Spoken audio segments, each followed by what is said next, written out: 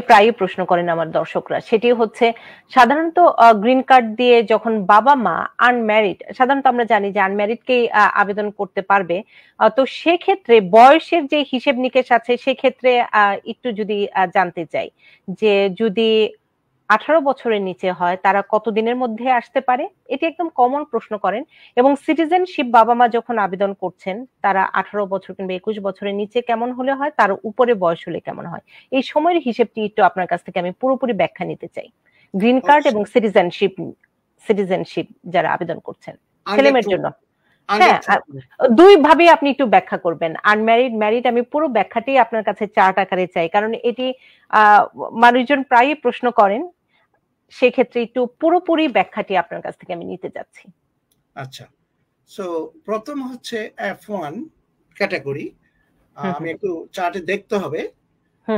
Unmarried children age 21 and older of US citizen, ওখান থেকে আমরা শুরু করি।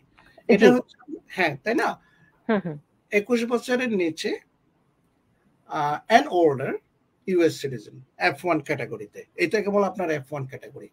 তো ওদের আপনার এখন চলছে জুলাই 15-এ যারা অ্যাপ্লিকেশন করেছেন তাদের এখন ভিসা হচ্ছে। তাহলে how many years? Almost 8 to 9 years, over 21। যদি আপনার 21 এর নিচে হয় ইজ কারেন্ট, 21 এর নিচে যদি হয়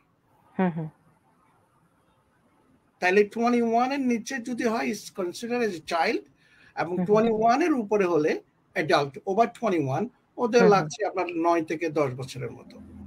আচ্ছা, 21 এর নিচে হলে ইজ কারেন্ট সিটিজেনের জন্য। আবার গ্রিন কার্ডের জন্য লাগছে আপনার দাঁড়ান আমি চারটা একটু দেখে নিই। গ্রিন কার্ডের জন্য 2016 এখানে একটা অ্যাডভান্টেজ আছে গ্রিন কার্ডের জন্য। হ্যাঁ, 8-9 বছর এরকমই লাগবে।